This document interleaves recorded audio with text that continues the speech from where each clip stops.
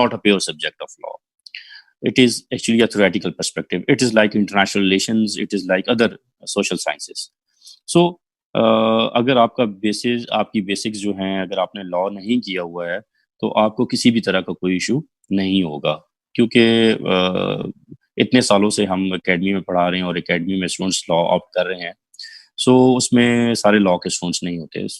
तो इस चीज़ को माइंड से बेशक निकाल दें कि आपकी बेसिक्स लॉ की नहीं है। पहला क्वेश्चन स्टूडेंट्स के माइंड में हमेशा ही होता है। तो मैं पहले वो क्वेश्चन डिस्कस करूँ विच आई नो के जो स्टूडेंट्स जो है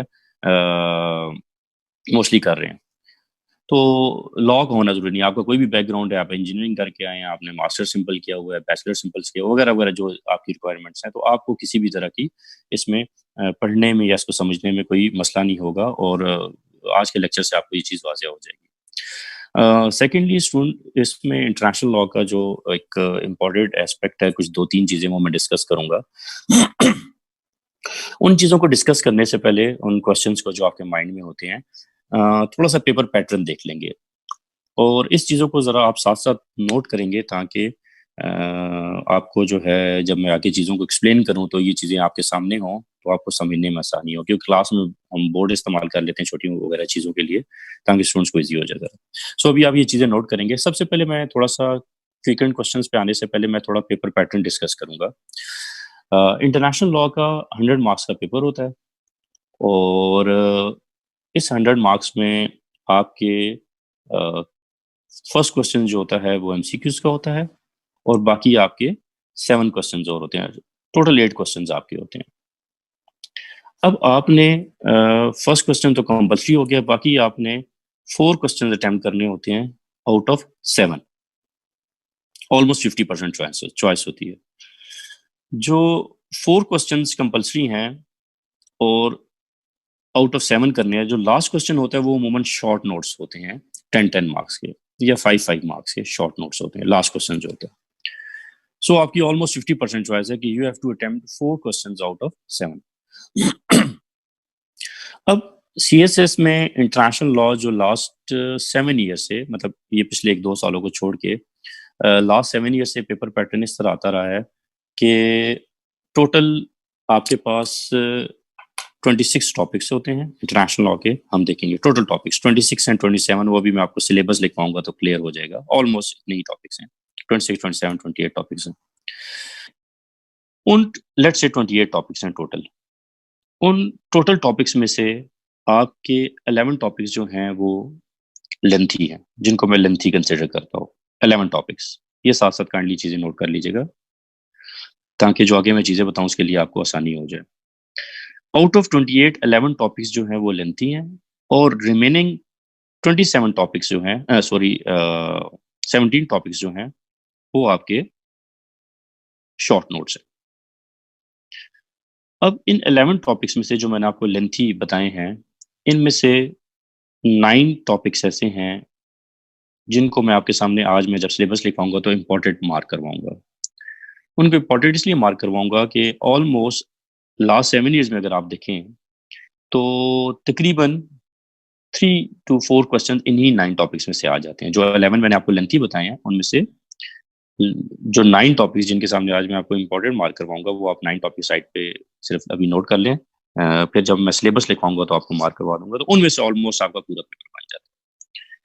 लेकिन एक चीज नोट करनी जरूरी है कि लास्ट 2 ईयर्स से ऐसा हो रहा है कि क्योंकि वही 9 टॉपिक्स बार बार रिपीट हो रहे हैं और स्टूडेंट्स पूरा इंटरनेशनल लॉ 9 टॉपिक्स को तैयार करके चले जाते थे और मार्क्स बड़े अच्छे आ रहे थे, तो उन्होंने लास्ट 2 ईयर्स से ये स्ट्रेटेजी की है कि स्पेशली ये लास्ट ईयर जो पेपर्स हुए हैं इसमें भी कि जो 17 शॉर्ट नोट्स हैं वो उन्होंने उठा के पेपर में देना शुरू कर दिए। मतलब ये जो अन इम्पोर्टेंट टॉपिक्स थे जिनको मोस्टली स्टूडेंट्स फोकस नहीं करते थे, उन्होंने वो शॉर्ट नोट्स देना शुरू कर दिए। सो अभी अगर आप लास्ट ईयर के पेपर देखें तो वो जो 9 टॉपिक्स मैं आपको इम्पोर्टेंट बता रहा हूँ उनमें से 2 टॉपिक्स आए हैं, 2 क्वेश्चन आए हैं और बाकी 5 क्वेश्चन सारे शॉर्ट नोट्स आए हुए हैं।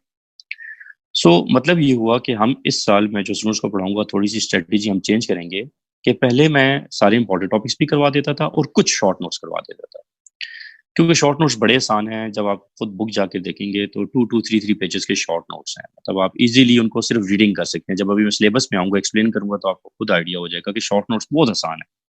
सिर्फ 1 या 2 मर्तबा रीडिंग करने की देर है। सो उन 17 शॉर्ट नोट्स में से पहले मैं हार्डली 3-4 स्टूडेंट्स को करा देता था, सिर्फ ये समझाने के लिए कि शॉर्ट नोट्स करने होते हैं।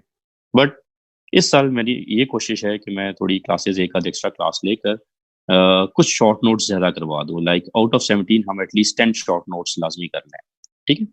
वो भी 10 शॉर्ट नोट्स मैं इसलिए करा रहा हूँ कि स्टूडेंट्स को मैं हमेशा फर्स्ट क्लास में कहता हूँ रहा हूँ, जैसा कि लास्ट ईयर भी कहा था, अगर कोई स्टूडेंट ऐसा है जो लास्ट ईयर मेरा स्टूडेंट था, तो उसको क्लियर होगा इस बात से कि मैं स्टूडेंट्स को कहता होता था कि शॉर्ट नोट्स नहीं छोड़ने हैं, इस साल शॉर्ट नोट्स आएंगे, ठीक है? सो आप लोगों के लिए भी ये मैं कह रहा हूँ, अपने फर्स्ट लेक्चर के ऊपर राइट कॉर्नर पे मेंशन करके बड़ा सा लिखना है कि शॉर्ट नोट्स आपने चॉइस पर नहीं छोड़ने हैं, क्योंकि लास्ट 2 ईयर से जो ट्रेंड आ रहा है वो शॉर्ट नोट्स उठा के पेपर्स में दे रहा है, और स्टूडेंट शॉर्ट नोट्स को अनइम्पोर्टेंट समझकर छोड़ देते हैं, जिसकी वजह से उनको पेपर में काफ़ी इशू हो रहा होता है। सो लिहाजा ये मैं स्पेसिफिकली मेंशन कर रहा हूँ कि आप साइट पे नोट कर लें कि शॉर्ट नोट्स जो इंटरनेशनल लॉ के हैं वो आपने किसी भी सूरत चॉइस पर नहीं छोड़ने हैं, कोई भी शॉर्ट नोट। बाकी जितने लेंथी टॉपिक्स हैं इंशाल्लाह वो हम कमिंग क्लासेस में कर लेंगे, ठीक है? और शॉर्ट नोट्स मैंने कह दिया, आउट ऑफ 17 शॉर्ट नोट्स जो है मेरी कोशिश होगी कि 9 टू 10 या 8 टू 9 शॉर्ट नोट्स में आप लोगों को करवा दूं, क्योंकि शॉर्ट नोट्स सिर्फ इसलिए करवाऊंगा सो दैट आपको आइडिया हो कि हमने इनको चॉइस पे नहीं छोड़ना, अदरवाइज आप खुद भी कर सकते हैं शॉर्ट नोट्स, जो बड़े आसान है। अब आते हैं ये आपको पेपर पैटर्न थोड़ा सा बता दिया कि किस तरह इंटरनेशनल लॉ का पेपर आता है। तो इस साल भी एक्सपेक्टेड है, मुझे जो लग रहा है कि इंशाल्लाह वो तो गेस्ट पेपर बनेगा तो देखेंगे, लेकिन मेरे जहन में ये है कि जो मैं आपको लेंथी टॉपिक्स बता रहा हूँ, 2 टॉपिक्स या 3 टॉपिक्स उनमें से देगा, बाकी 4 टॉपिक्स वो है वो शॉर्ट नोट्स में से उठा के दे सकता है। तो वो जो मैं एक्सपेक्ट कर रहा हूँ इस ईयर इंशाल्लाह वो शॉर्ट नोट्स हम सारे क्लास में कर लेंगे। अब आते हैं इंटरनेशनल लॉ को क्यों ऑप्ट करना चाहिए, क्योंकि आज हमारी पहली क्लास है तो स्टूडेंट्स के माइंड में दूसरा ये क्वेश्चन है। पहला क्वेश्चन हमने डिस्कस किया था कि हमारा बैकग्राउंड नहीं है लॉ का, तो क्या हम ऑप्ट कर सकते हैं या नहीं। सो उसका मैंने आंसर कर दिया कि बैकग्राउंड होने की जरूरत नहीं है, क्योंकि it is a theoretical subject, it is not a pure subject of law. In fact international law में एक टॉपिक है जिसको हम पढ़ेंगे बड़ी डिटेल में, और बड़ा इंपॉर्टेंट टॉपिक है कि international law is not a law. मतलब ये हुआ कि इंटरनेशनल लॉ के कुछ स्कूल ऑफ थॉट्स ये कहते हैं कि international law is not a law, मतलब कुछ इसके जो क्रिटिक्स हैं जो इस पे क्रिटिसाइज करते हैं, तो इधर से भी हमें क्लियर हो जाता है कि it is not a pure subject of law. अब आते हैं हम थोड़ा सा सेकंड क्वेश्चन पे कि जी हमें क्यों ऑप्ट करना चाहिए। इसमें इंटरनेशनल लॉ का काफ़ी शॉर्ट सिलेबस है, जैसे कि मैंने जिक्र कर दिया कि 11 टॉपिक्स लेंथी हैं और बाकी 17 शॉर्ट नोट्स हैं। तो अगर आप शॉर्ट नोट्स को, मेरा ख्याल है कि अच्छी तरह से तैयारी करने के नीयत से बैठे हों, तो आप 17 शॉर्ट नोट्स आराम से विद इन 3 to 4 डेज कर लेते हैं। बाकी लेंथी टॉपिक्स भी हम सारे क्लास में कर लेते हैं, तो इट विल टेक 2 और 3 डेज। तो आपका हफ्ते 10 दिन के अंदर आराम से, अगर आप अच्छी तरह से तैयारी कर रहे हैं, मतलब प्रॉपर तैयारी कर रहे हैं, तो आप इंटरनेशनल लॉ को तैयार कर सकते हैं। और कम सिलेबस से ये आपको एडवांटेज हो जाता है कि आप पेपर भी एक्सपेक्ट कर सकते हैं और ज़्यादा चीज़ों को रिटेन नहीं करना पड़ता। अब आ जाते हैं नेक्स्ट चीज़, क्योंकि स्टूडेंट्स बार-बार बीच में नए आते जा रहे हैं, तो थोड़ा बहुत इंपॉर्टेंट चीज़ों को मैं रिपीट कर देता हूँ। इसमें स्टूडेंट्स के माइंड में ये होता है कि हमें कहीं सेक्शंस ना याद करने पड़े, आर्टिकल्स जिनको हम दफ़े कहते हैं, ठीक है? दफ़ा 302 जिस तरह आपने सुना होगा, या इस तरह प्रॉपर स्टैट्यूट्स जिसको मैं कहता होता हूँ। तो इंटरनेशनल लॉ में ऐसा नहीं है। आपने बिल्कुल स्टैट्यूट्स को, इसमें ऐसी चीज़ कोई ना पढ़नी है, ना इसमें ऐसा कुछ रिटेन करना है। इसमें आपने सिंपल थ्योरी पढ़नी है। सो लिहाजा उस चीज़ की फ़िक्र नहीं करनी कि हमें कहीं लॉ को रिटेन करना होगा, क्रैमिंग करनी होगी हमें। कोई इसमें इस तरह की चीज़ नहीं है, सिवाय डेफिनिशंस वगैरह के, जो कि हर सब्जेक्ट में होती हैं कि डेफिनिशंस आपने क्रैमिंग करनी होती है वगैरह। अदरवाइज़ एक थ्योरी है। नेक्स्ट चलते हैं, इसमें इम्पोर्टेंट एक चीज़ है, मैं अक्सर स्टूडेंट्स को कहता होता हूँ कि सीएसएस में सबसे इम्पोर्टेंट चीज़ ये है कि आपने सब्जेक्ट सिलेक्शन क्या की है, क्योंकि ये बहुत मैटर करती है। और मतलब डेफ़िनिटली सीएसएस में मेहनत ज़रूरी है, आपने मेहनत करनी है, लेकिन मेहनत के साथ-साथ जो टेक्निक्स हैं, उनको फ़ॉलो करना बड़ा ज़रूरी है।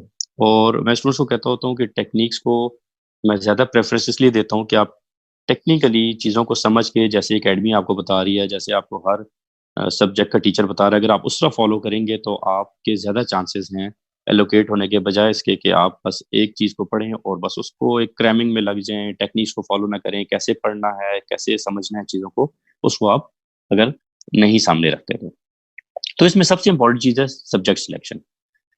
सब्जेक्ट सिलेक्शन में मैं ये स्टूडेंट्स को रिकमेंड करता होता हूँ कि वो सब्जेक्ट्स ऑप्ट करें जो ओवरलैप करते हैं। उसमें आपको ये फ़ायदा हो जाता है कि लेट्स से अगर आप 2 डिफरेंट सब्जेक्ट्स ऑप्ट कर रहे हैं, तो उसमें सबसे बड़ा लॉस आपको ये होता है कि 2 डिफरेंट सब्जेक्ट्स मीन कि दो मुख्तलिफ डायमेंशंस में आपने मेहनत करनी है। ठीक है, आपने एक सब्जेक्ट पकड़ा, क्योंकि जब भी आप एक सब्जेक्ट स्टार्ट करते हैं तो पहले आप उसको समझते हैं फर्स्ट स्टेप पे। समझने के बाद फिर आप उसको क्रैमिंग करने की कोशिश करते हैं उसकी कई चीज़ों को। उसके बाद आप उसकी जो लैंग्वेज है, उसकी जो वोकेबलरी है, उस पे ग्रिप करते हैं। फिर उसके बाद जाके आप वो सब्जेक्ट आप रिटेन कर पाते हैं। मतलब ये नहीं कि फर्स्ट स्टेप में आप नया सब्जेक्ट लेंगे और पहली बार ही पढ़ के आप सब कुछ रिटेन कर लेंगे, नहीं। तो इसके डिफरेंट सब्जेक्ट स्टेप्स हैं। तो जब आप दो डिफरेंट सब्जेक्ट्स उठाते हैं तो उसमें आपको ये लॉस होता है कि आपने एक के लिए भी उतनी मेहनत करनी है और दूसरे के लिए भी उतनी मेहनत, क्योंकि दोनों की अपनी वोकेबलरी होगी, दोनों की अपनी सिलेबस होगा, दोनों के अपने टॉपिक्स होंगे, और फिर दोनों की जो लैंग्वेज पे ग्रिप करनी बड़ी जरूरी है, क्योंकि एक सब्जेक्ट की जब तक आप ग्रिप लैंग्वेज पे नहीं करते आप चीज़ों को रिटेन नहीं कर पाते। और फिर लास्ट स्टेज होती है कि आप चीज़ों को रिटेन करना शुरू करते हैं कॉन्सेप्ट क्लियर होने के बाद। सो इसको इससे बचने के लिए आपको ये फ़ायदा होता है कि आप ऐसा सब्जेक्ट ऑप्ट करें जो मुख्तलिफ सब्जेक्ट्स के साथ ओवरलैप कर रहा है।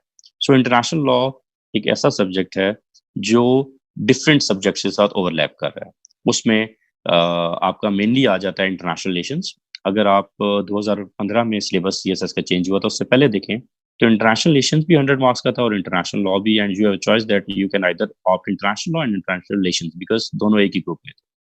बट 2015 में इंटरनेशनल रिलेशंस को 200 मार्क्स का कर दिया। नाउ यू हैव चॉइस कि आप इंटरनेशनल लॉ और इंटरनेशनल रिलेशंस इकट्ठे ऑप्ट कर सकते हैं, and this is benefit for you people, क्योंकि आप एक तैयारी में एक गो में 300 मार्क्स तैयार कर रहे हैं। सो आई विल रिकमेंड कि जो लोग इंटरनेशनल लॉ ऑप्ट करेंगे वो इंटरनेशनल रिलेशंस को लाजमी ऑप्ट करें, और अगर इंटरनेशनल रिलेशंस ऑप्ट कर रहे हैं जो लोग, तो इंटरनेशनल लॉ को लाजमी करें। सो दैट, क्योंकि आपकी ये दोनों सब्जेक्ट्स की ऑलमोस्ट वोकेबलरी सेम है, सिलेबस में कई चीजें मैटर करती हैं। For example, out of 16 main headings जो इंटरनेशनल रिलेशंस की, उनमें से 6 to 7 हेडिंग्स इंटरनेशनल लॉ के साथ ओवरलैप कर रही हैं। सो आप एक सब्जेक्ट तैयार करें, ऑटोमेटिकली दूसरे की भी तैयारी हो रही है, और इन दोनों सब्जेक्ट्स के कॉम्बिनेशन से आपका एक थर्ड सब्जेक्ट तैयार हो जाता है, that is current affairs. So current affair, हम जब करंट अफेयर की कई क्लासेस आप पढ़ेंगे तो कई चीजें उसकी हम इधर इंटरनेशनल लॉ में भी पढ़ते हैं।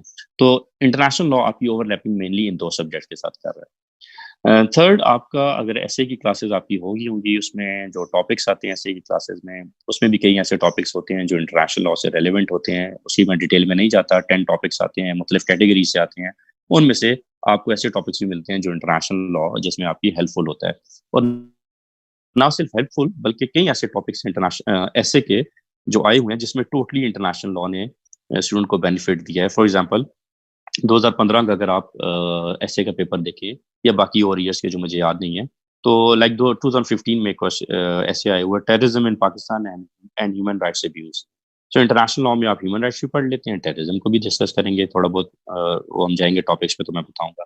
इसके साथ साथ अब जिन स्टूडेंट्स का इंटरनेशनल लॉ है तो उन्होंने इस टॉपिक को बड़े आराम से कर लिया। इसी तरह यूनाइटेड नेशंस के ऊपर काफ़ी आए हुए हैं, रोल ऑफ यूनाइटेड नेशंस के ऊपर ऐसे आए हुए हैं। यूनाइटेड नेशंस हम फुल डिटेल में कर लेंगे इंटरनेशनल लॉ में। सो कहने का मकसद ये है कि इंटरनेशनल लॉ आपके हर सब्जेक्ट में वन वे और दी अदर आपके हेल्पफुल रहेगा आपके साथ, और कई चीज़ों को आपकी कवर करेगा। इसके बाद नेक्स्ट जो चीज़ है इंटरनेशनल लॉ की, ये दूसरा या तीसरा बेनिफिट जो मैंने आपको बताया एडवांटेज, इसको आप करें। इंटरनेशनल लॉ की जो एक और बेनिफिट है कि स्टार्ट में स्टूडेंट्स जब आते हैं सीएसएस में तो उनको नॉलेज उनके पास नहीं होता, और अगर लेट से वो ऐसे या लिखना चाह रहे हैं किसी एक टॉपिक पे, तो वो बड़ा एक इमेच्योर सी उनकी डिस्कशन होती है, क्योंकि उनके पास नॉलेज इतना अच्छा नहीं होता। और पेपर में मार्क्स आपके कंपेरेटिव मार्किंग होती है, जो अच्छे स्टूडेंट्स होते हैं जिनका अच्छा लिखा होता है वो डेफिनेटली स्कोर ज़्यादा करेंगे। तो अच्छा लिखना, मेच्योर लिखना, डिफरेंट डायमेंशन से चीज़ों को डिस्कस करना, ये आपको स्कोर देती है, एंड इंटरनेशनल लॉ आपके लिए हेल्पफुल होगा इन चीज़ों को फुलफिल करने के लिए। वो ऐसे कि इंटरनेशनल लॉ का जब भी मैं सिलेबस डिस्कस करूंगा तो उसमें आप देखेंगे कि आप कई ऐसी चीज़ें इंटरनेशनल लॉ में पढ़ेंगे जो आपके कई सब्जेक्ट्स में हेल्पफुल होती है, करंट अफेयर्स, ऐसे वगैरह वगैरह। प्लस इंटरनेशनल लॉ आपका थोड़ा स्कोप ऑफ थिंकिंग को वाइडर करता है। फॉर एग्जांपल, लेट्स से मैं क्लास में अक्सर क्वेश्चंस करता होता हूँ, जिनमें से एक क्वेश्चन ये होता है कि अगर मैं क्लास में स्टूडेंट से कहूँ कि जी व्हाट इज डिफरेंस, क्योंकि आप सब लोग आजकल न्यूज़पेपर पढ़ रहे हैं, मैगजीन्स पढ़ रहे हैं इंटरनेशनल। सो मैं स्टूडेंट्स को कहता होता हूँ जी what is difference between rebels, insurgents, belligerents and terrorist. तो मुझे आज तक किसी स्टूडेंट ने आंसर नहीं किया फर्स्ट क्लास में जी कि इनमें डिफरेंस क्या होता है, अगर किया तो प्रॉपर आंसर नहीं किया। तो उसकी रीजन ये है कि स्टूडेंट्स को इन चीज़ों का डिफरेंस ही नहीं पता। ये सिर्फ मैं एक एग्जांपल दे रहा हूँ, इस तरह की कई और एग्जांपल्स हैं। तो आप जब पेपर में चीज़ों को डिस्कस करते हैं तो आप इनको ऑलमोस्ट सेम समझ रहे होते हैं। जब आप सिविल समझ रहे होते हैं आप वैसी डिस्कशन करते हैं, as compared to other students जो अच्छी स्टडी करके हैं, तो आपके मार्क्स आ जाते हैं लेकिन आप एलोकेट नहीं हो पाते, ठीक है, क्योंकि आपने अच्छे मार्क्स स्कोर नहीं किए। सो आपकी इंटरनेशनल लॉ आपकी डिस्कशन को इम्प्रूव करता है, आपके नॉलेज को इम्प्रूव करता है और आपकी स्कोप ऑफ थिंकिंग को वाइडर करता है। हम पढ़ेंगे इन सब चीज़ों को कि ये है क्या। सो नेक्स्ट ये एक इम्पॉर्टेंट चीज़ है कि आपकी नॉलेज को, आपकी स्कोप ऑफ थिंकिंग को, आपके माइंड को मिच्योर करेगा। नेक्स्ट एक और चीज़ इम्पॉर्टेंट है कि इंटरनेशनल लॉ जो है वो आपकी फॉर एग्जांपल दुनिया में अगर हम देखें जिसमें से ऑलमोस्ट आपके सीएसएस के पेपर्स बनते हैं, 5-6 बड़े इश्यूज हैं, ठीक है। उन 5-6 बड़े इश्यूज पे इंटरनेशनल लॉ का हर इशू के ऊपर एक टॉपिक है। फॉर एग्जांपल टेररिज्म है, रेबल्स, इंसर्जेंट्स वगैरह, आपको पता है दुनिया का बड़ा एक इशू है, ठीक है। पेपर्स आते हैं इसमें से, डिस्कशन आती है, इवन इंटरव्यू तक इसमें डिस्कशन हो रही है। सो पूरा इंटरनेशनल लॉ का एक टॉपिक है जो इस चीज को कवर कर रहा है। यूनाइटेड नेशन इंटरनेशनल इसको इशू कर रहा है, ह्यूमन राइट्स इंटरनेशनल इसको इशू कर रहा है, लॉज ऑफ वॉर, पूरी दुनिया में जंगें हो रही हैं, आपको पता है, ठीक है। ये एक बहुत बड़ा दुनिया का मसला है, तो इंटरनेशनल लॉ उसको डिस्कस कर रहा है। स्टेट्स एक दूसरे के ऊपर अटैक कर रही हैं, ठीक है। अमेरिका ने अफगानिस्तान में किया, इराक में किया, क्रीमिया के इशू कर लें, रशिया के इशूज, वो सारे आप देखें, वो स्टेट्स एक दूसरे पर जो अटैक कर रही हैं, इंटरनेशनल लॉ का एक टॉपिक उसको कवर कर रहा है, वगैरह वगैरह। सो कहने का मतलब ये हुआ कि आपके जो मेन इश्यूज हैं, जिस पे आपकी ग्रिप होनी चाहिए, जिसमें आपको सीएसएस में कमांड होनी चाहिए, आपको नॉलेज होना चाहिए, उन तमाम टॉपिक्स के ऊपर इंटरनेशनल लॉ का एक अलग टॉपिक है। मतलब हर टॉपिक एक एक डिफरेंट चीज को डील कर रहा है। सो आप ऑलमोस्ट वो तमाम इश्यूज, नेक्स्ट एक इंपॉर्टेंट है वाटर रिलेटेड इश्यूज हैं, वो आप लॉज ऑफ सीज में पढ़ेंगे। सो दुनिया के 5-6 जो 7 मेन मसले हैं जो हम कमिंग क्लासेस में डिस्कस करेंगे, तो इंटरनेशनल लॉ जो है उन तमाम चीजों को, उन मेन इश्यूज को जो है वो एक एक सब्जेक्ट में हम एक एक क्लास में कवर करेंगे, वो भी आपके लिए बड़ा हेल्पफुल होगा। ये तो होगी वो चीजें कि आपको क्यों इंटरनेशनल लॉ ऑप्ट करना चाहिए, जिसमें से मैंने आपको बता दिया, ओवरलैपिंग कर रहा है, लॉ का प्योर सब्जेक्ट नहीं है, आपका स्कोप ऑफ थिंकिंग को वाइडर करेगा, एक सब्जेक्ट की तैयारी से बाकी सब्जेक्ट्स तैयार हो जाएंगे, लाइक इंटरनेशनल लॉ के साथ current affairs, international relations, and आपका ऐसे तैयार होगा, नॉलेज को आपकी इंप्रूव करेगा, और जो दुनिया के 6-7 मेन मसले हैं उनको हम डिटेल में इंटरनेशनल लॉ में पढ़ लेंगे। ये मैंने आपको थोड़ा कंक्लूड कर दिया कि what are the advantages of international law. अब आ जाते हैं बुक्स के नाम, जरा नोट कर लीजिए, और फिर मैं एक आध थोड़ी सी और बात करके 1-2 मिनट की आपके क्वेश्चंस में अटेंड करूंगा। मैडम को मैं बोल दूंगा कि 1 बाय 1 इनको ऑन कर दें। 4-5 मिनट का सेशन होगा जिसमें आप जल्दी से फिर हम ताकि नेक्स्ट उस पे जाए पोर्शन पे। सो नेक्स्ट आते हैं जी बुक्स के नाम। इंटरनेशनल लॉ की बड़ी अच्छी अच्छी बुक्स हैं, लेकिन आप लोगों को जो मैं रिकमेंड कर रहा हूँ इंटरनेशनल लॉ की किताब, वो पहले ज़रा नाम नोट कर लें, देन आई डिस्कस कि क्यों ये बुक मैं आपको रिकमेंड कर रहा हूँ। इंटरनेशनल लॉ बुक का नाम है इंटरनेशनल लॉ, और ऑथर हैं S K Kapoor, KAPOOR Kapoor, and L N Tandon, TANDON, Tandon, SK Kapoor and LN Tandon को ऑथर है। अब ये जो बुक का नाम इंटरनेशनल लॉ है, मैं रिपीट कर देता हूँ, और ऑथर्स हैं, 2 ऑथर्स हैं इसके, SK Kapoor and LN tendon. अच्छा, एक और बुक का नाम नोट कर लीजिए जरा काइंडली। बुक का नाम है इंटरनेशनल लॉ, और ऑथर हैं डॉक्टर H.O. अग्रवाल। इस किताब के सामने ब्रैकेट में लिख लें, हम इस बुक से सिर्फ एक ही टॉपिक करेंगे, that is law of seas. Law of seas. So लिहाजा आपको ये किताब परचेज करने की जरूरत नहीं है। इस मेरे पास ये बुक अवेलेबल है, मैं मार्केट में लॉज ऑफ सीज का, इस किताब का एक चैप्टर फोटोकॉपियर के पास रखवा देता होता हूँ, जो जहां से स्टूडेंट्स ले लेते होते हैं। प्लस एकेडमी भी बड़ी अच्छी बुक ला रही है इंटरनेशनल लॉ की, उसमें आप लोगों के लिए सारा मटेरियल कंबाइन उन्होंने किया हुआ है। थोड़ा बहुत मैंने उसको एक नज़र देखा है, बड़ी अच्छी किताब है। उसमें आप लोगों के लिए सारी चीज़ें ऑलमोस्ट जो आपको चाहिए होती हैं वो उन्होंने कंबाइन करके बड़ी एफर्ट्स करके रखी हुई हैं, वो भी आप देख सकते हैं। अब इसके अलावा एक और किताब है जो मैं आपको रिकमेंड नहीं कर रहा, लेकिन ये सबसे अथेंटिक बुक है। मतलब रिकमेंड क्यों नहीं कर रहा हूँ मैं रीजन बता दूंगा, बट सबसे अथेंटिक बुक है। बुक का नाम है international law bye Malcolm Shah. International law bye Malcolm Shah. अब ये मैं रिकमेंड क्यों नहीं कर रहा, उसकी रीजन क्या है? उसकी रीजन ये है कि एक किताब काफी लेंथी की बुक है। It is not specifically for students of CSS। ये इसमें काफ़ी मटेरियल है। This book is based on 5 to 6 volumes. So मैं नहीं चाहता कि आप इतनी ज़्यादा एफर्ट्स करें कि आप बाकी सब्जेक्ट्स नेग्लेक्ट हो जाएँ और आप इंटरनेशनल पे फोकस करते हैं। सो मेरा जो लेक्चर्स होंगे, मैं आपको लेक्चर्स में नोट्स देता होता हूँ, स्टूडेंट्स को साथ-साथ नोट्स लिखवाता होता हूँ। मेरे लेक्चर्स प्लस सिर्फ़ एक किताब मैं आपको रिकमेंड कर रहा हूँ, S K Kapoor and Alan Tandon. ये किताब या एकेडमी के जो लोग स्टूडेंट्स लेंगे, ये किताब और मेरा लेक्चर ऑलमोस्ट आपका 95% सिलेबस आराम से 95 टू 96% सिलेबस ईज़िली कवर कर लेगी, ठीक है?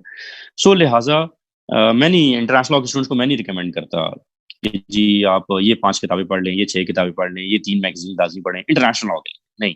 इंटरनेशनल लॉ के लिए मेरे लेक्चर्स प्लस सिर्फ़ ये अकेली book that is S K Kapoor and Alan tendon वाली जो मैंने बुक बताई है, दिस इज़ इनफ। इसके अलावा आपको पढ़ने की ज़रूरत नहीं है। जब आप एस के कपूर की किताब खरीदेंगे, तो उस बुक में वो काफ़ी बल्कि आपको लग रही होती है, बट हमने वो सारी किताब नहीं पढ़नी है, हमने उसमें से सिर्फ सीएसएस का सिलेबस पढ़ना है, ये ज़हन में रखिएगा और वो मोस्टली 50% ऑफ दैट बुक है, लेस देन 50%।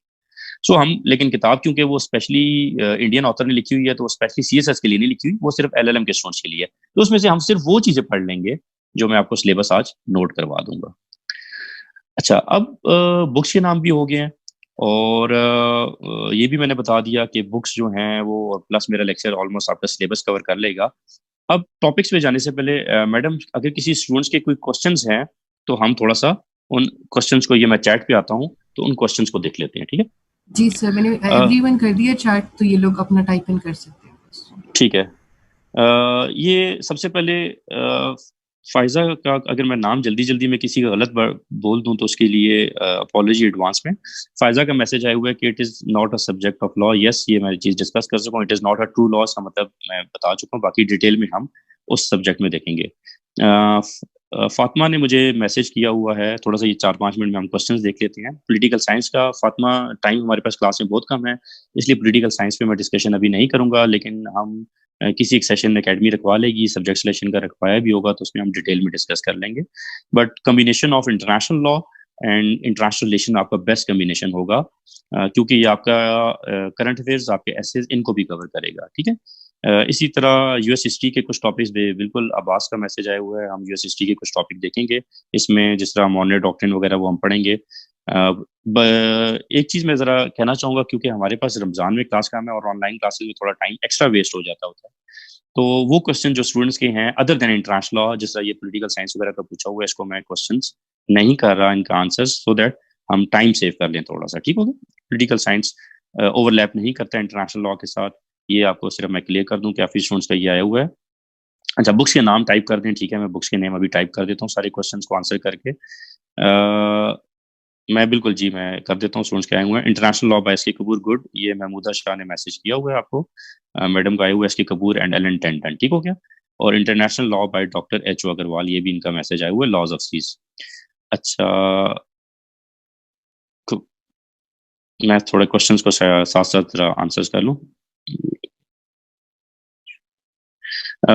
बच्चे अब्दुल आज़िम शाह, इनका मैसेज आया हुआ है, पेपर पैटर्न हमें थोड़ा-सा कर लें। अगर आपका कोई फ्रेंड क्लास में है तो उनसे डिस्कस कर लीजिएगा। अब्दुल शाह आप लेट आए थे, आप कह रहे हैं, तो पेपर पैटर्न ना मिला किसी स्टूडेंट से आपकी डिस्कशन में, तो आई एम अवेलेबल, आप उससे फिर पूछ सकते हैं। अभी हम टाइम को सेव कर लेते हैं, ठीक है? ठीक है, अगर ये हामिद रज़ा ने क्वेश्चन किया हुआ है अग्रवाल। अग्रवाल और एसके कपूर की किताब दोनों में कोई इतना डिफरेंस नहीं है। सिर्फ सिवाय के कि अग्रवाल की जो बुक है उसमें लॉज़ ऑफ सीरीज़ का थोड़ा नया लॉ 1982 का कन्वेंशन डिस्कस किया हुआ है, तो इसलिए मैं बता रहा हूँ। अदरवाइज़ दोनों किताबों में से आप कोई भी परचेज़ कर सकते हैं। बट एक चीज़ इंपॉर्टेंट मैं बताना चाहूँ कि मैं एसके कपूर की किताब इसलिए रिकमेंड नहीं कर रहा कि मैं वहाँ से सिर्फ पढ़ा रहा हूँ। एसके कपूर की किताब मैं आपकी आसानी के लिए रिकमेंड कर रहा हूँ कि उसकी हेडिंग्स को मैं फॉलो करूँगा। ताकि जब आप मेरी क्लास जाके एस के कपूर की किताब खोलें तो आपको वही चीज़ें वैसे मिल जाएँ। Because I know the psyche of students कि उनको बड़ी आसान सी एक जो है ना तरीके से पढ़ाना पड़ता है ताकि वो ज़्यादा मुश्किल बर्दाश्त नहीं करते हैं। वो कहते हैं बस बड़ी आसानी से चीज़ें मिल जाएँ। तो मेरे जो लेक्चर्स होंगे it is from 3 to 4 different books. मैं उनको नाम आपको बता देता हूँ। अग्रवाल की किताब से मेरे लेक्चर्स होंगे जो मैं क्लास में आपको पढ़ाऊंगा। एस के कपूर की किताब से होंगे। मेलकम शॉ को मेनली मैं फॉलो कर रहा हूँ, और जे स्टार की एक किताब है इंटरनेशनल लॉ की। इन चारों बुक्स का क्रक्स आपको मेरे लेक्चर में मिल जाएगा, ठीक है। और किसी जगह पर एस के कपूर की किताब में कंफ्लिक्ट आया हुआ है मेलकम शाह के साथ, वो मैं आपको मेंशन भी कर दूंगा, और आपको मैं बताऊंगा जी कि आप लोग मेलकम शाह का ये वाला व्यू फॉलो करें, वो मैं आपको क्लास में लिखवा दिया करूंगा। So my lecture will be based on 4 different books. हाँ, आपको रिकमेंड सिर्फ एस के कपूर इसलिए कर रहा हूँ कि मैं उसके अकॉर्डिंग हेडिंग वाइज पढ़ा रहा हूँ, सो दैट जब आप पढ़ें, बुक जाके खोलें, मेरे लेक्चर को उसके साथ पढ़ें, तो आपको पढ़ने में आसानी है, और स्टूडेंट्स के लिए बड़ी आसानी मैं क्रिएट करूंगा इंशाल्लाह। Don't worry. अच्छा, आगे चलते हैं थोड़ा सा। बिलाल सूफी के स्टूडेंट्स ने मुझे कहा हुआ है, जी बिल्कुल, उनके भी आप लेक्चर्स देख सकते हैं, वो भी काफ़ी अच्छे हैं। पार्ट 1 20 मार्क्स का, पार्ट एमसीक्यूज आता है। जी जी, पार्ट देखिए जी, आपने बिल्कुल एग्जैक्टली ये नवीद इकबाल ऐसे ही है, ये मैं डिस्कस कर चुका हूँ कि 8 क्वेश्चन होते हैं, पहला कंपल्सरी है, और बाकी आपने 4 क्वेश्चन अटेम्प्ट करने आउट ऑफ 7, और हर क्वेश्चन जो है वो 20 नंबर का होता है। ये एक और मैसेज आए हुए अब्दुल्ला शाह की तरफ से कि कैसे अंडरस्टैंड करना टॉपिक को, और इस चीज़ को मैं थोड़ा सा डिस्कस कर लूँ। अब्दुल्ला और बाकी क्लास से भी मैं ये मुखातिब हो रहा हूँ कि मेरे लेक्चर्स थोड़ा सा ऑनलाइन, क्योंकि मेरा फर्स्ट एक्सपीरियंस है, बाकी ऑलमोस्ट 7-8 ईयर्स का मेरा अल्हम्दुलिल्लाह एक्सपीरियंस है। तो मैं जब क्लास में स्टूडेंट्स को पढ़ाता हूँ, तो क्योंकि क्लास में स्टूडेंट्स सो रहे होते हैं थोड़ा बहुत, ऑनलाइन क्लास में ज़रा जगाना बड़ा मुश्किल होता है स्टूडेंट्स को, क्योंकि मेरे सामने नहीं होते, बट सामने मैं स्टूडेंट्स को बिल्कुल कहीं इधर उधर भी नहीं जाने देता। तो मेरी जो क्लास है, अब अटेंटिव आप लोग अगर खुद रहे, तो दिस इज माई गारंटी इंशाल्लाह कि जब आप मेरी क्लास से जाएंगे, ठीक है इंशाल्लाह, तो आपको जो मैंने टॉपिक पढ़ाया होगा उसके सारे कॉन्सेप्ट, सारी डायमेंशंस भी क्लियर होंगी, और ना सिर्फ ये बल्कि इवन आप उसको खुद भी समराइज कर लेंगे। और वो चीज़ अभी हम खुद ही देख लेंगे, जब मेरा टॉपिक खत्म होगा, क्लास एंड होगी, तो आप मुझे खुद बताएंगे कि जी आप इवन आज के टॉपिक को समराइज भी कर सकते हैं। कॉन्सेप्ट तो इंशाल्लाह क्लियर ही होंगे, तो इंशाल्लाह वो हम क्लास के बाद देखेंगे इस चीज़ों को। मेरे ख्याल से कोई और क्वेश्चंस नहीं है स्टूडेंट्स के, सारे क्वेश्चंस ऑलमोस्ट मैंने आंसर कर दिए हैं। टाइम की कमी है, तो लिहाजा चलते हैं अब वापस। ओके, अब चलते हैं जी सिलेबस की तरफ। सिलेबस में मैं बिल्कुल आपका वेट नहीं करूंगा, स्पीड में मुझे राइटिंग चाहिए होगी, बिकॉज हमारी ऑलरेडी क्लास आधा घंटा कम होती है रमजान में, सो जल्दी से सिलेबस पर आ जाते हैं जी। अच्छा, सिलेबस को डिस्कस करने के लिए बोलूंगा मैं स्पीड में, और आप लोगों ने बड़ी जल्दी में लिखना होगा। सिलेबस जो है ये मैं क्यों लिखवा रहा हूँ, सिलेबस तो आपकी एफपीएससी की वेबसाइट पे भी अवेलेबल है, कहीं और से भी आप ले सकते हैं, तो आपको लिखवाने का मकसद क्या है, वो बड़ा जरूरी है। जब मैं आपको सिलेबस लिखवाऊंगा, तो एक चीज जरा नोट कर लें, स्टूडेंट्स पे क्लास में ये गलती करते होते थे, लेकिन अभी मैं सामने नहीं हूं तो मैं नहीं रोक सकूंगा। सिलेबस के हर टॉपिक को मैं 1-1 मिनट या 20-20 सेकंड में एक्सप्लेन करूंगा, ठीक है। जो मैं आपको सिलेबस लिखवाऊंगा, वो मैं इसलिए एक्सप्लेन करूंगा हर टॉपिक को, कि आपको ये आइडिया हो जाए कि आपने इंटरनेशनल लॉ में पढ़ना क्या है, नंबर 1, ठीक है। सेकंड, कि इंटरनेशनल लॉ आपकी कितना ज्यादा नॉलेज को इंप्रूव कर रहा है। थर्ड, कि आप कितनी चीजों को मुख्तलिफ डायमेंशन में आप पढ़ रहे हैं, ठीक है। सो सिलेबस मेरा लिखवाने का मकसद ये है कि जो टॉपिक मैं आपको लिखवाऊंगा उसको 10 to 20 सेकंड्स में हल्का से एक्सप्लेन कर दूंगा कि इसमें हमने पढ़ना क्या है, ठीक। जब आपको ये चीजें बताऊंगा, तो एक चीज आपने काइंडली कोशिश करनी है प्लीज, कि आपने उनको नहीं लिखना शुरू कर देना, अपना टाइम वेस्ट नहीं करना कि हमने ये पढ़ना है इसमें। वो इसलिए नहीं, क्योंकि जब हम उस टॉपिक पर जाएंगे, तो वो सारी चीजें ऑलरेडी हम उधर डिटेल में पढ़ेंगे, उन चीजों को हम उधर डिटेल में पढ़ लेंगे, ठीक है। सो जब हम उस टॉपिक पर जाएंगे, तो हम उन चीजों को डिटेल में पढ़ लेंगे, तो लिहाजा भी लिखने की जरूरत नहीं है काइंडली। अभी सिर्फ आपने टॉपिक लिखना है जो मैं आपको सिलेबस का लिखवाऊंगा, नंबर 1। और बताने का मकसद ये है कि आपको आइडिया हो जाए आपने पढ़ना क्या है। सेकेंड चीज ये कि कुछ टॉपिक के सामने मैं इंपॉर्टेंट लिखवाऊंगा, जिनके सामने मैं इंपॉर्टेंट लिखवाऊंगा, ये वो 8-9-10 टॉपिक्स हैं, जितने भी होंगे वो हम देख लेंगे, जिनके 8-9 टॉपिक्स जो भी होंगे, जिनमें से ऑलमोस्ट आपका पेपर बनता रहा है सवाई लास्ट ईयर मैंने जैसा कि रिपीट करता हूँ कि उसने शॉर्ट नोट्स को ज्यादा अहमियत दे दी, क्योंकि स्टूडेंट सारे इंपॉर्टेंट तैयार कर जाते थे, उसने शॉर्ट नोट्स देना शुरू कर दिए। और लास्ट ईयर भी स्टूडेंट्स को मैंने कहा कि प्लीज शॉर्ट नोट्स चॉइस पे नहीं छोड़ने हैं, और कुछ स्टूडेंट्स लेट आए हैं, तो लिहाजा मैं फिर रिपीट कर रहा हूँ, साइड पे लिख लें कि काइंडली शॉर्ट नोट्स चॉइस पर नहीं छोड़ने हैं, ये मैं मेंशन कर रहा हूँ स्पेसिफिकली, ठीक है जी। तीसरा ये है कि सिलेबस के सामने मैं कुछ टॉपिक के सामने बोलूंगा ये शॉर्ट नोट है, ठीक है, उसके सामने आपने एस एन लिख लेना है, बस S N, short note, so that हमारा टाइम बच जाए। अब मैं सिलेबस स्टार्ट कर रहा हूँ, रेडी रहेगा, और प्लीज जो चीजें मैं एक्सप्लेन करूंगा उसको नहीं लिखिएगा, वो हम जब टॉपिक पढ़ेंगे हर क्लास में तो उसको हम डिटेल में पढ़ लेंगे। तो चलें जी, मैं स्टार्ट करता हूँ सिलेबस। पहला हमारा टॉपिक है इंट्रोडक्शन टू इंटरनेशनल लॉ। मैं थोड़ा स्लो बोलूंगा जितना मुझे आइडिया है कि स्टूडेंट्स की स्पीड होती है। इंट्रोडक्शन टू इंटरनेशनल लॉ, ये इंपॉर्टेंट टॉपिक है। इसमें हम इंटरनेशनल लॉ की डेफिनेशन पढ़ेंगे, इंटरनेशनल लॉ की बेसिक्स पढ़ेंगे, बेसिस थोड़ी सी हैं वो पढ़ेंगे कि बेसिस इसकी क्या है, और इसके बाद इंटरनेशनल लॉ की हम देखेंगे कि इसकी नेचर क्या है। ये इंपॉर्टेंट टॉपिक है, इंट्रोडक्शन टू इंटरनेशनल लॉ। ठीक है, ये लिखने की जरूरत नहीं है कि हम इसकी नेचर पढ़ेंगे, बेसिस पढ़ेंगे, वो हम जब जाएंगे तो क्लियर हो जाएगा। सेकंड टॉपिक है sources of international law. Sources of international law, ये भी इंपॉर्टेंट टॉपिक है। इसमें हम देखेंगे कि इंटरनेशनल लॉ के सोर्सेज क्या हैं। जिस तरह इस्लामिक लॉ के सोर्सेज हैं कुरान सुन्ना वगैरह, इससे इंटरनेशनल लॉ के भी कुछ सोर्सेज हैं, ट्रीटीज, कस्टम्स वगैरह, वो हम रेलेवेंट क्लास में डिटेल में जाएंगे। थर्ड टॉपिक है historical development of international law. ये टॉपिक हम आज करेंगे, historical development of international law. थोड़ी सी मुझे आप लोगों की स्पीड चाहिए होगी लिखने में। Historical development of international law. उसके बाद नेक्स्ट टॉपिक है relationship between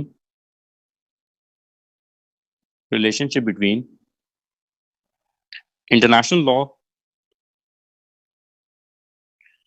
and municipal law, MUNCIPAL, municipal law. ये शॉर्ट नोट है, इसके सामने शॉर्ट नोट काइंडली लिख लीजिए SN बस जल्दी से, ताकि हमारा टाइम बच जाए। Relationship between international law and municipal law, ये शॉर्ट नोट है। अब ये समझाता, जो म्यूनिसिपल लॉ होता है स्टेट का लॉ, पाकिस्तान का, इंडिया का, अमेरिका का। तो अब रिलेशनशिप बिटवीन इंटरनेशनल और म्यूनिसिपल लॉ में ऐसा हरगिज नहीं है, जैसा कि मैंने स्टार्ट में कहा कि हम लॉ पढ़ेंगे। ये सिंपल एक शॉर्ट नोट है, इसमें 3 थ्योरीज हैं टोटल, छोटी छोटी सी, 2 से 3 पेजेस का ये टॉपिक है, छोटा सा। और ये बताता है जो जितना भी शॉर्ट नोट है, ये मैडम अच्छा कर रही है।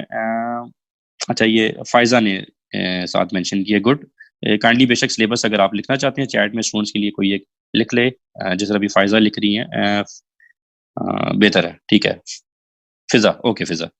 सो अब ऐसा है कि relationship between international law and municipal law जो है, ये शॉर्ट नोट है, SM नहीं SN लिखेंगे, शॉर्ट नोट। और इसमें जो हमने कोई लॉ की डिटेल्स नहीं पढ़नी है, हमने ये थ्योरीज पढ़नी है, कब इंटरनेशनल लॉ फॉलो होता है, कब डोमेस्टिक लॉ फॉलो होता है, म्यूनिसिपल लॉ को आप डोमेस्टिक लॉ भी लिख सकते हैं, और कब दोनों को देखा जाएगा कि जहां पे दोनों अप्लाई होंगे। तो 3 थ्योरीज हैं। तो शॉर्ट नोट्स जितने भी मैं आपको कह रहा हूँ, ये आपके जहन में होना चाहिए, नॉट मोर देन 3 पेजेस या 4 पेजेस, हार्डली कोई चौथे सफे पे जा रहा है। 2 to 3 पेजेस के शॉर्ट नोट्स हैं एवरेज। नेक्स्ट टॉपिक है subjects of international law. Subjects of international law, ये भी शॉर्ट नोट है, सब्जेक्ट्स ऑफ इंटरनेशनल लॉ। इसमें हम देखेंगे इंटरनेशनल लॉ के क्या सब्जेक्ट्स हैं, बाद में हम डिटेल में देखेंगे, लेकिन अभी के लिए हमें पता है कि इंटरनेशनल लॉ का सब्जेक्ट एक स्टेट्स है कि उनके ऊपर ये अप्लाई होता है, ठीक है। बाद में हम देखेंगे कि और कौन कौन से सब्जेक्ट्स हैं। नेक्स्ट टॉपिक लिखिएगा, nature of state, nature of state and different kinds of states and different kinds of states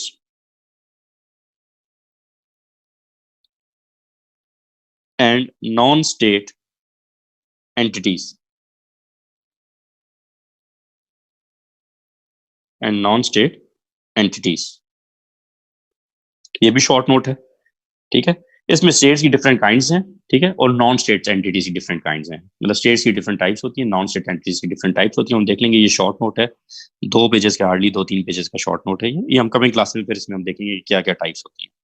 अच्छा, नेक्स्ट जो मैं टॉपिक लिखवा रहा हूँ, 4 टॉपिक्स, ये चारों स्टेट से रेलिवेंट है, और वो अक्सर ऐसा करता है कि इन 4 टॉपिक्स को मिला के एक टॉपिक बना देता होता है अमूमन क्वेश्चंस में, ठीक है जी। अक्सर तो नहीं, like 2 to 3 times last 20 years में ऐसा हुआ है, बट आप लिखिएगा। लेकिन इन चारों को अलग अलग से मैं शॉर्ट नोट कंसिडर करता हूँ, ठीक है। तो ये मिलकर एक लेंथी क्वेश्चन भी बना देते हैं।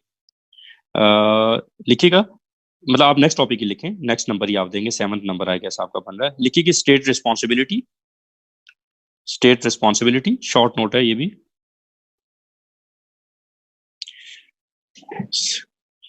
सेकेंड, लिखिएगा स्टेट टेरिटरी, मतलब सेकंड नहीं, नेक्स्ट आप लिखेंगे स्टेट टेरिटरी, फिर state jurisdiction, JURISDICTION, state jurisdiction.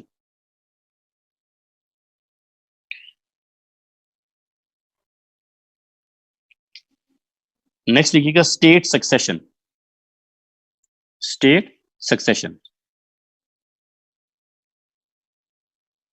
State succession, SUCCESSION, state succession.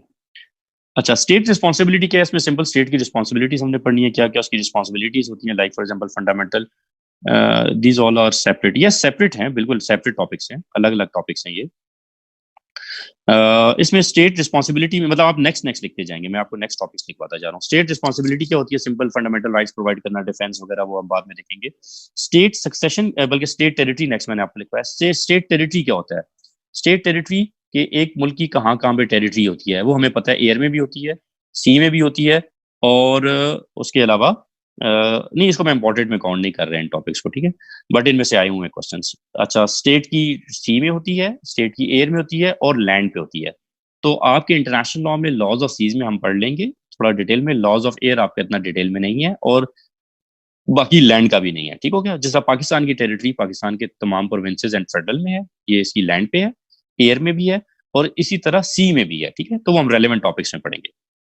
अब नेक्स्ट आ जाता है सक्सेशन। स्टेट सक्सेशन ये है कि क्या एक स्टेट की राइट्स एंड ड्यूटीज ट्रांसफर होती हैं। राइट्स एंड ड्यूटीज ट्रांसफर होने से मतलब ये है कि जब एक स्टेट अलग होती है, फॉर एग्जांपल जिस तरह बंगाल था पाकिस्तान का पार्ट 71 में अलग हो गया, तो पाकिस्तान के जो राइट्स एंड ड्यूटीज थे, लाइक उसने लोन वगैरह लिया हुआ था, आया वो भी ट्रांसफर होंगे, उसकी राइट्स एंड ड्यूटीज बंगाल पे होंगी। सो स्टेट सक्सीड करेगी ये चीजें, राइट्स एंड ड्यूटीज, ये हम बाद में देखेंगे डिटेल में।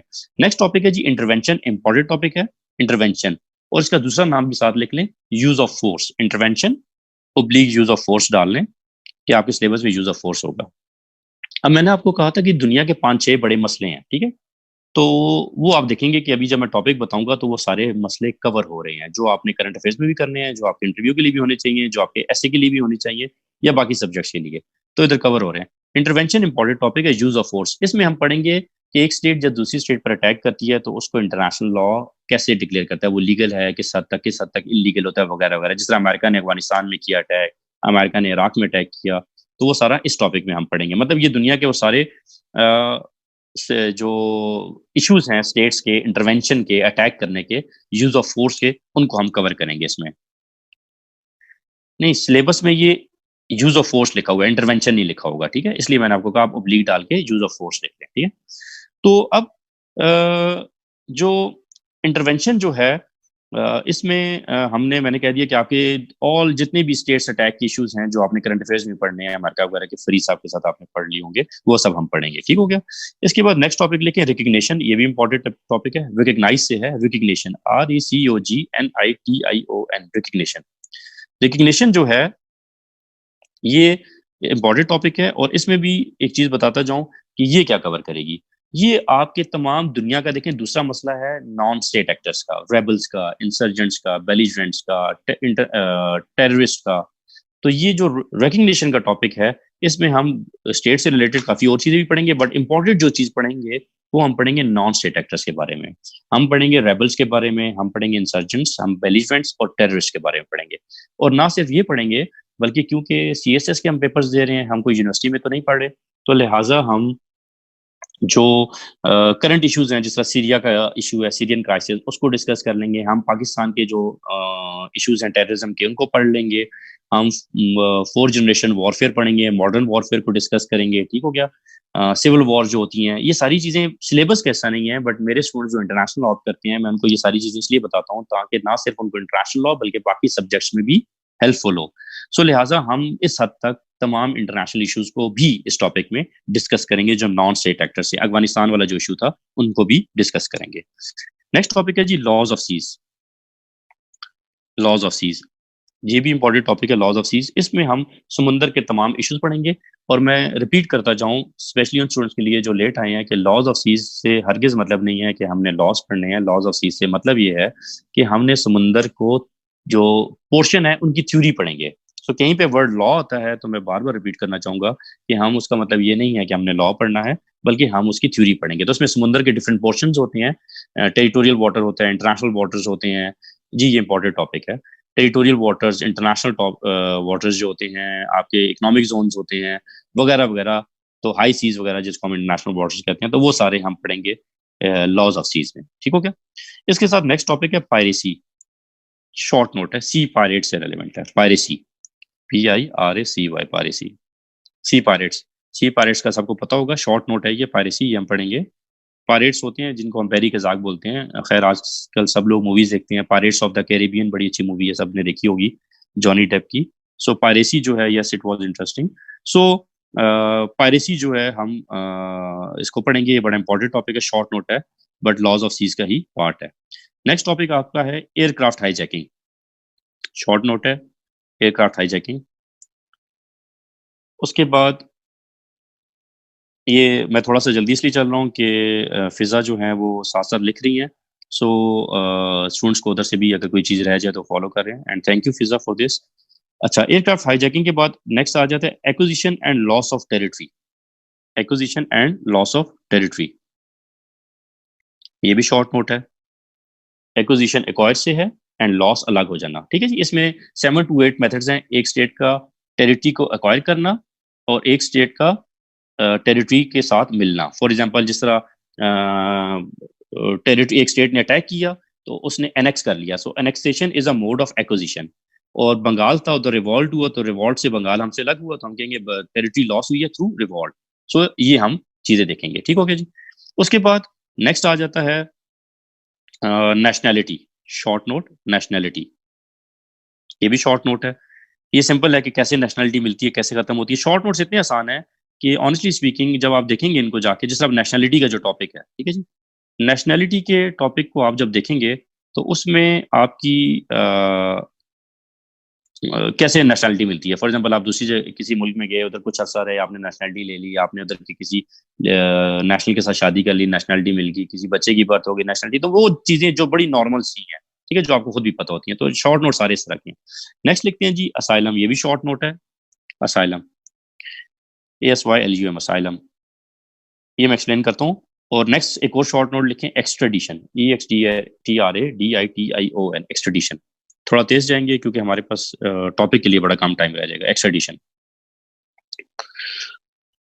अच्छा, उसके बाद असाइलम एक्सट्रेडिशन क्या होता है। फॉर एग्जांपल, इधर पाकिस्तान में किसी बंदे ने कोई क्राइम किया। 3 तरह के क्राइम्स होते हैं, वो हम बाद में देखेंगे डिटेल में। और क्राइम करके वो यूके चला गया, और यूके की गवर्नमेंट ने उसको पनाह दे दी, तो हम कहेंगे उसको असाइलम दिया। अगर पॉलिटिकल क्राइम किया तो हम कहेंगे उसको पॉलिटिकल असाइलम दे दिया।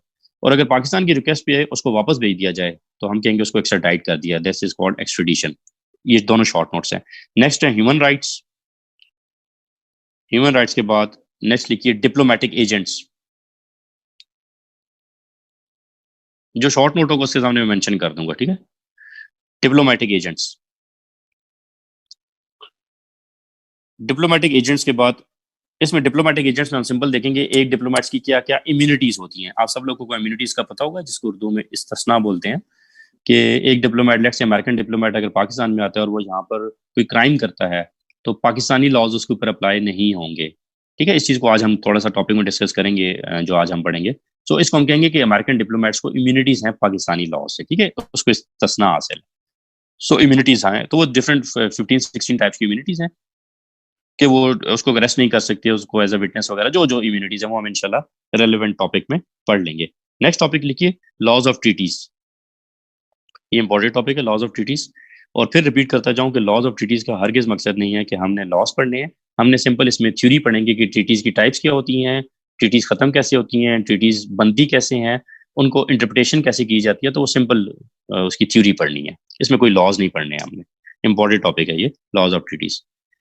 अच्छा, उसके बाद नेक्स्ट टॉपिक है यूनाइटेड नेशंस।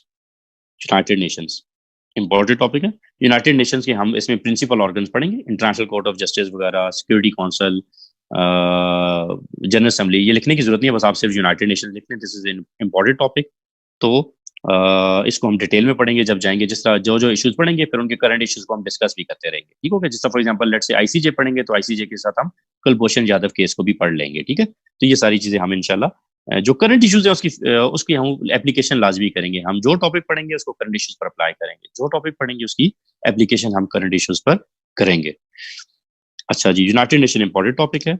यूनाइटेड नेशंस के बाद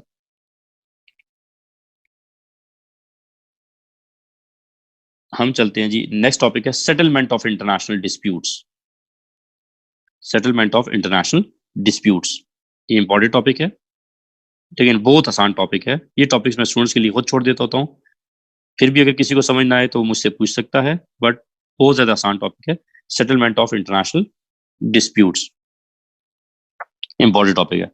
इसमें 4 to 5 मेथड्स हैं पीसफुल सेटलमेंट के, और 4 to 5 मेथड्स हैं फोर्सफुल सेटलमेंट्स के। ठीक है जी।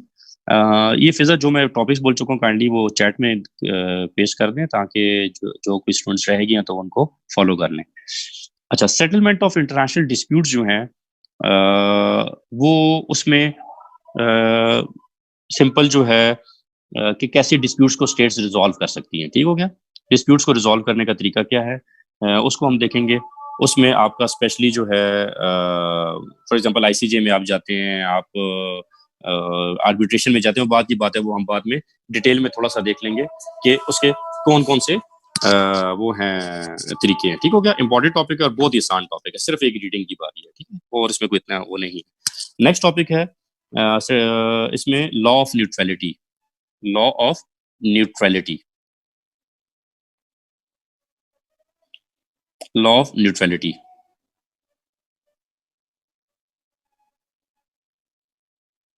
अच्छा, अब लॉ ऑफ न्यूट्रलिटी जो है वो इसमें अगेन आपने कोई लॉ नहीं पढ़ना, बड़ा आसान सा टॉपिक है। इसको मैं अमूमन शॉर्ट नोट काउंट करता होता हूँ, बट इसके पूरे इसमें से क्वेश्चन भी कई बार बनाया है, और अगर आ जाए तो बड़ी आसानी हो जाती है।